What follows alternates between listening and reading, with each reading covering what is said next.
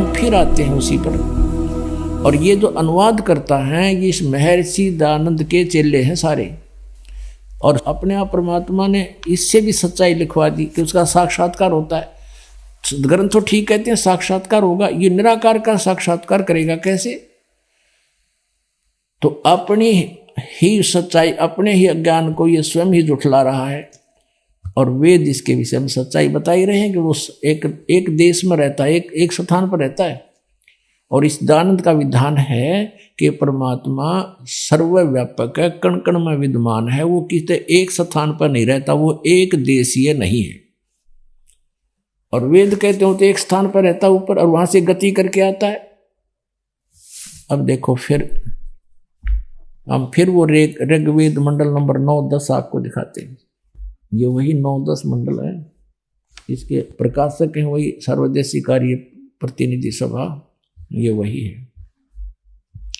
अब हम इसके मंडल नंबर 9 सूक्त 86 का मंत्र 26 हमने पढ़ लिया कि वो परमात्मा कबीर देव यज्ञ करने वाले यजमानों के लिए परमात्मा सब रास्तों को सुगम करता हुआ उनके विघ्नों को मर्दन करता है, उनको पवित्र करता हुआ, अपने रूप को सरल करता हुआ वह कांति में परमात्मा कबीर देव, इन सर्वज्ञ लिख दिया, ये लिखना था कबीर देव विद्युत के समान, यानी जैसे आकाशीय बिजली 1 सेकंड में नीचे आ जाती है, क्रीड़ा करता हुआ वर्णीय पुरुष यानी अच्छी आत्मा, श्रेष्ठ आत्मा को प्राप्त होता है। और वो कहाँ रहता है? 27वें मंत्र में कहा है जो परमात्मा ध्रुवलोक के और तीसरे पृष्ठ पर रहता है, विराजमान है। ठीक है, ये हो गया कि एक स्थान पर है और वहां से चलकर आता है। अब 82 के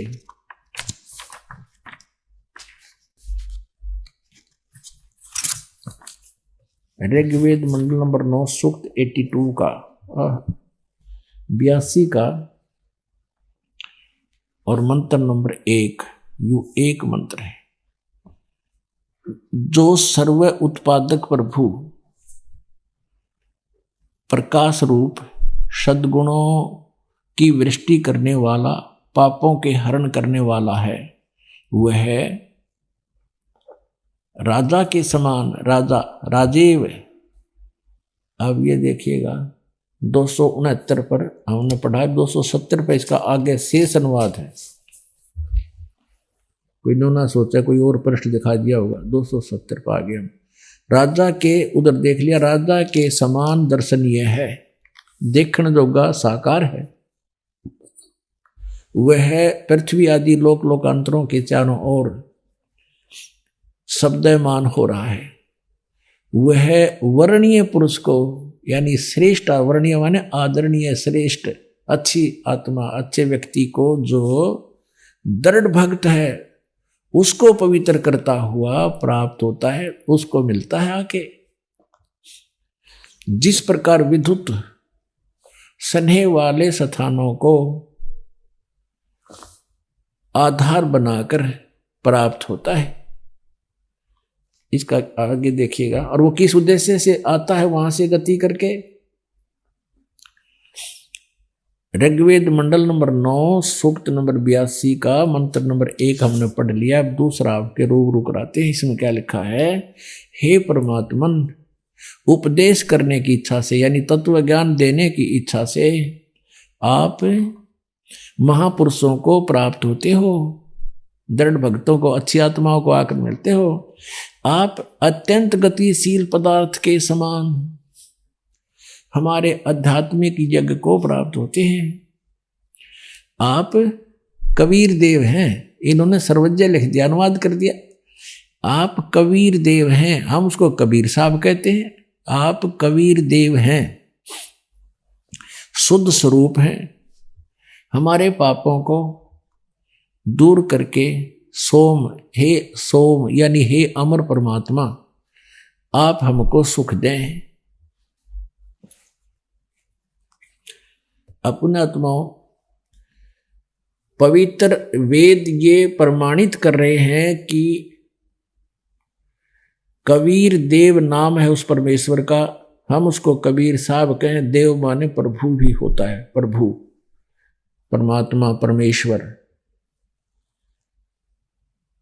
वो ऊपर सतलोक में रहता है और वहां से गति करके वहां से चलकर आता है। जैसे बिजली की तरह आकाशीय बिजली गिरती है कहीं पर, तो वो किसी वस्तु को आधार बना के गिरती है। जैसे पहले कांसी धातु, कांसी धातु के बेले, थाली, कटोरे हुआ करते, जैसे आजकल स्टील के हो गए, पहले कांसी धातु के होते थे। और कांसी धातु पे आकाशीय बिजली विशेष अमूमन गिरा करती। जब वर्षा के दिनों में बाहर होता तो उससे उसका कनेक्शन बन जाता, उसको आधार बना के उस पर आके बिजली गिरी। तो ऐसे ही कहते हैं अपने जिन भक्तों के प्रति परमात्मा, अच्छी आत्माओं के प्रति परमात्मा का विशेष अट्रैक्शन होता है, उसी उन्हीं पर आकर वो परमात्मा बिजली की जैसी गति से उन्हीं पर आधार बनाकर उन्हीं को मिलते हैं और वहां से चलकर आते हैं। और वो राजा के समान देखने योग्य हैं, दर्शनीय हैं, साकार हैं। अब हम फिर आते हैं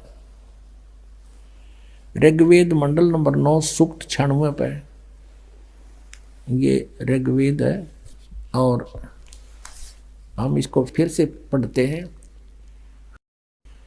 अब यो ओरिजिनल वेद, इसमें भाषा तो सही है मूल, लेकिन अनुवाद करता हूं कोई गड़बड़ी करी है, वो हम पकड़ लेंगे इनको।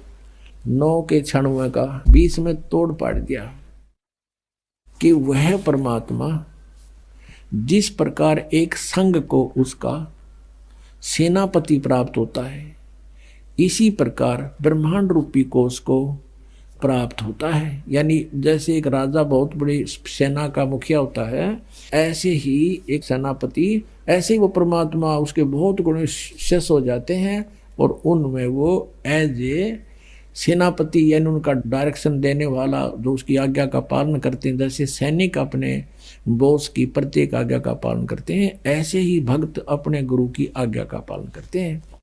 वह परमात्मा जब यहाँ पर आकर प्रकट होता है इस लोक में, जिस प्रकार एक संघ को यानी बहुत बड़े समुदाय को उसका सेनापति प्राप्त होता है, इसी प्रकार ब्रह्मांड रूपी कोश को यानी इस लोक में प्राप्त होता है। होकर उच्च स्वर से गरजता हुआ ओह कनी कर दते चम विश्राम ब्रह्मांड रूपी विस्तृत प्रकृति खंड में भली भांति प्रविष्ट होता है, यहाँ आता है।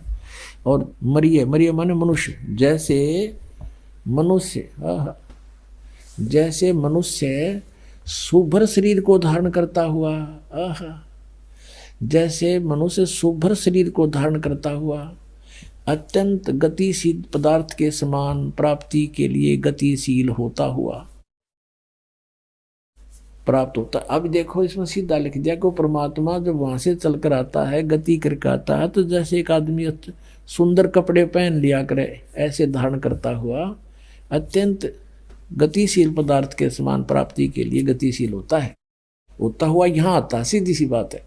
और आगे इसमें देखो 21 में कितना कमाल कर दिया। हे परमात्मा आप ऐसी लीला करते हो, हे प्रकाश स्वरूप महापुरुषों से उपास्यमान आप हमको पवित्र करें और वेद वाणियों के द्वारा, कनिकर्दन माने होता आपने मुख से बोली हुई वाणियों के द्वारा शब्दमान होते हुए आप श्रेष्ठ पुरुषों के प्रति प्राप्त हों, यानी फिर आओ एक बार, आप ऐसा करते हो लीला और फिर आओ। इसमें बहुत से रहस्य हैं वैसे तो। ऋग्वेद मंडल नंबर 9 सूक्त नंबर 1 और मंत्र नंबर 8-9 में स्पष्ट किया है कि वो परमात्मा सुंदर शरीर धारण करके आता है। वो 3 प्रकार से लीला करता है अपने प्राणियों के उद्धार के लिए। एक रूप में तो ऊपर रहते हैं, तेजों में शरीर होता हुआ तो उनका एक रोमकूप में करोड़ सूर्य यमराज करोड़ चंद्रमा, तो भी उसके एक रोम की शोभा परमात्मा के प्रकाश की ज्यादा है। और दूसरी लीला करता प्रत्येक युग में एक शिशु रूप धारण करके प्रकट होता है और उस समय धीरे धीरे आम जन साधारण की तरह बड़ा होता हुआ लीला करता है। एक जन साधारण की आयु को पूरा करके सहस्री आता, सहस्री चला जाता है। और तीसरी लीला करता है वो संत या ऋषि रूप में कहीं पर भी प्रकट हो जाता है। जैसे आदरणीय गरीबदास साहिब जी को खेतों में जंगल में मिले, आदरणीय नानक साहिब जी को बेई नदी में मिले, बेई नदी पर मिले, आदरणीय अमलुकदास जी को वहाँ उनके गांव में मिले, आदरणीय दादू साहिब जी को ऐसे ही गांव के अंदर बाहर रास्ते में मिले, आदरणीय गीसादास साहिब जी को ऐसे ही मिले संत रूप में, जिंदा के महात्मा के रूप में, आदरणीय धर्मदास साहिब जी को मिले। तो ऐसे तो वो मिलते हैं, वो तीसरे प्रकार की लीला होती है उनके। तो ऐसे ही वर्णन किया ऋग्वेद मंडल नंबर 9। आप देखिएगा ये वही ऋग्वेद है। आर्य प्रतिनिधि सभा, दान बलराम जिला मैदानी दिल्ली से। अब इसके हम ऋग्वेद मंडल नंबर 9 सूक्त नंबर 1 मंत्र नंबर 8-9 को गहराई से पढ़ेंगे। वैसे तो हम यहाँ से शुरू करते हैं। इनकी अज्ञानता को भी साथ में हमने घसीटना है। अब ये 9वां मंडल है, इसका प्रथम सूक्त है और प्रथम मंत्र में लिखा है हे परमात्मा सोम स्वभाव परमात्मा। ये परमात्मा के विषय में जानकारी है, हमने ये सिद्ध करना है। आगे देखो, दिखाते हैं आपको। अब मंत्र नंबर 2 में हे परमात्मन आप, ठीक है। अब तीसरे में हे परमात्मन, अब चौथे में हे परमात्मन, 5वें में हे परमात्मन। अब देखो छठे में हे परमात्मन। अब 7वें तक गड़बड़ करना शुरू कर गई। इनका समझ में आ गई, जाड़ा भगवान लिख दिया तो आगे तो साकार बता रखा भगवान परमात्मा, तो यह लिख दिया उस पुरुष को चाहे परमात्मा को, उस परमात्मा को ज्ञान यज्ञ में भली प्रकार। आगे देखो फिर 8वें में, अब हम 8वें में पढ़ेंगे उस परमात्मा को। अब ऊपर 6 में परमात्मा लिख दी, यहाँ लिखने के कलम घिस गई उनकी। वो जानता मतलब था किसी समझ ना जब भगवान सह शरीर है, क्योंकि दयानंद के अज्ञान को ऊपर रखना चाहते थे वो। तब उस परमेश्वर को, उस पुरुष को, उस परमेश्वर को उग्र गतियां प्रेरणा देत करती हैं। जैसे ही भाकार माचगी तो परमात्मा ने इस दास को भेज दिया। जब कलयुग के प्रारंभ आए थे उस समय भी बहुत बुरा हाल था, तो अपनी लीला करके चले गए ताकि पहचान सके। उस परमात्मा को उग्र गतियां प्रेरणा करती हैं। और भासमान शरीर को, भासमान यानी बहुत सुंदर शरीर को वह पुरुष यानी वो परमात्मा प्राप्त होता है। आगे देखना। और जिसमें तीन प्रकार से दूसरों को वर्ण करने वाला मधु में शरीर मिलता है। 3 प्रकार की लीला करता हो परमात्मा।